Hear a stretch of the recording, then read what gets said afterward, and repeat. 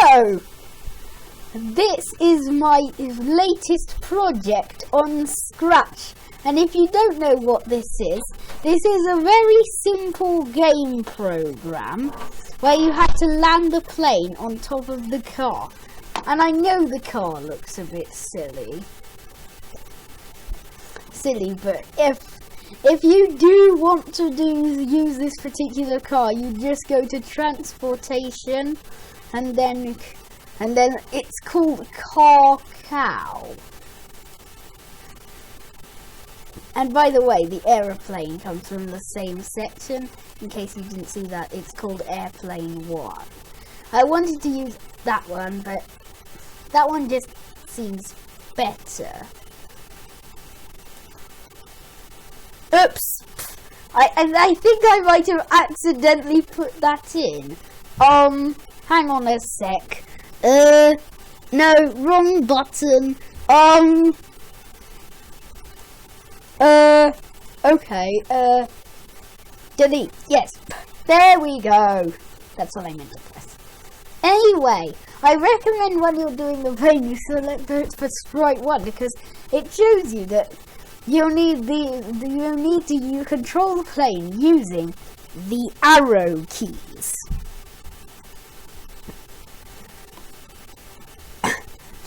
And because it's sprite 2, it says when space key pressed, which means that you have to press the space key to start the game.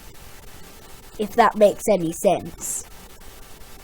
It's quite a simple game, so if you're completely new to coding, I do recommend it when trying to make this yourself. Anyway, this particular one was based on an episode of a TV show called Thunderbirds. You've probably heard of it, and if you haven't, I do recommend you go and check it out. Anyway, why am I moving this way? Anyway, you have to press spacebar to start, I think. Yeah, you do. And then that little car is zooming back and forwards, and what you need to do is you can control the plane using the arrow keys. Left arrow key makes it go left, right makes it go right and upside down, but it will automatically switch over if it's on the edge, which can be used with the if on edge bounce command. Anyway, you need to use...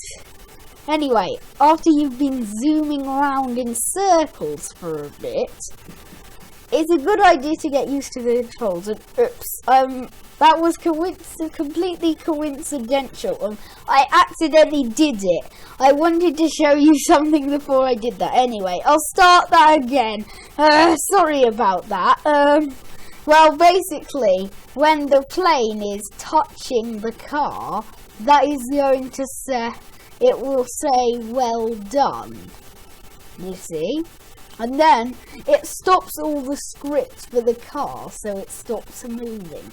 And then you can use the mouse pointer to drag the plane upwards, and then you can play again.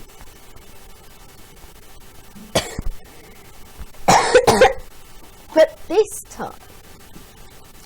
time, I'm going to mix up the direction controls. So left arrow makes it go right. Right arrow makes it go left. Oops. Sorry about that. All of these are completely incidental. Or accidental. Whatever you would call it. Sorry about that. Sorry about that. It's done again. Hang on. Oh, great. It done that again, too. You can fast forward in the video if this is boring you a bit, by the way. No, wait. I've done this wrong. Sort of. Sorry about this. There we go. Now that is more like it. So basically, when I start the car, if I press the right arrow, it's gonna go left. Left arrow makes it go right. Down arrow makes it go up. And up arrow makes it go down. See, I'm already getting a little bit mixed. You see, I'm already getting mixed up, aren't I? If I'd originally made the controls like that, which I probably wouldn't have, because it goes left using left arrow, so that's sort of not really... I'm really getting mixed up. Yes, I finally managed to do it. Oops. This is kind of bad. Sorry about this. Anyway, it's rather basic. Basic, so if you're new to making computer games, if I hadn't said this already, please do try and make it yourself. So anyway, I'm going to show you how to make the game yourself, and before I do that, I'm going to hopefully do this right and put the controls back where they should be.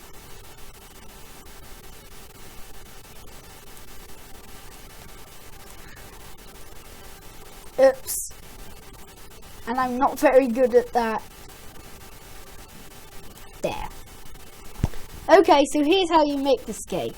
The controls are quite simple. You just when up arrow you press, point in direction 0, and you can choose 90, which is right. Minus 90 is left, 0 up, and 180 is down, in case you were wondering. And with left arrow key press, you just do minus 90 because it's left. Oh, did I forget to mention? Move 10 steps and if on edge bounce. The if on edge bounce is not essential, but it does mean that it stops it speeding off the page, so you use your aeroplane. Anyway, you can just repeat that with the different like arrow keys and directions it will point in. So now onto sprite 2. It's a bit more complicated. And it says when space key pressed, we want it to do all of this forever. So you want to use the forever thing, which can be found in control, which is here, as well as when green flag click, space key press, when sprite 2 clicked, wait 21 secs, forever, repeat 10. Oh, I'm not going to go through it all. Anyway, move 250 secs, wait 2 secs, move minus 250 secs, wait 2 secs. I just say secs, it's just easier. If it's touching sprite 1, and by the way, I'm just going to show you how to do that. If it's if, and then go to sensing, and then it says when just put the touching thing with nothing next to it, with a question mark, and then you can just select sprite 1, but in case you hadn't learned about the sensing of off already. And by the way, all of the blue blocks are found in motion, which is like move 10 steps, turn 15 degrees, and that sort of thing. Anyway.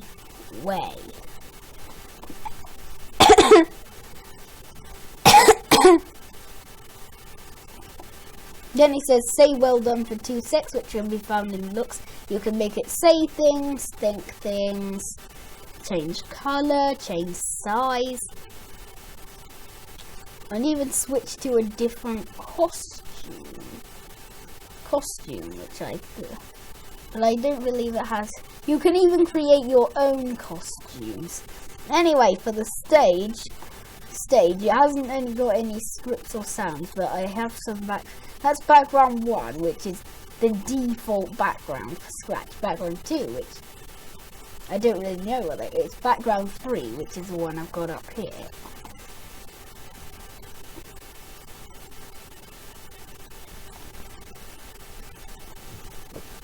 Anyway.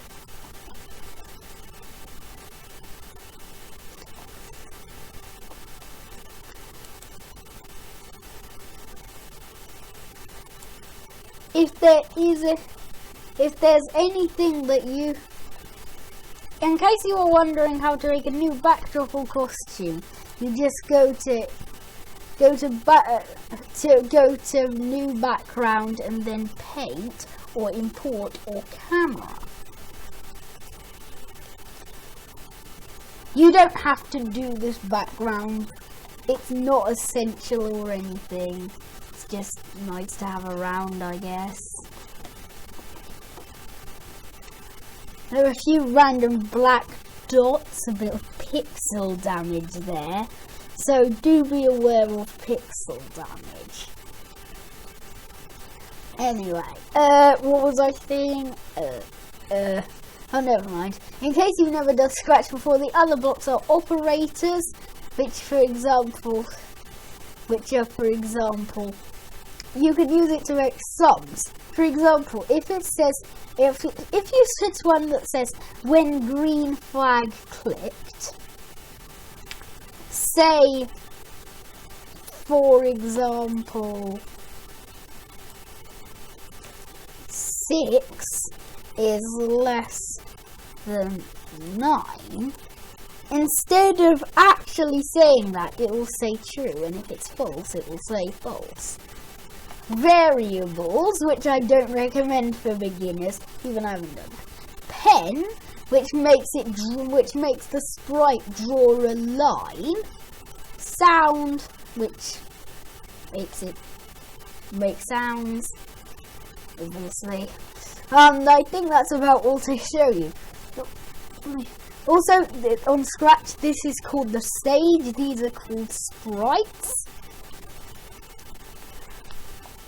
And this here is to show the position of your mouse pointer, I think.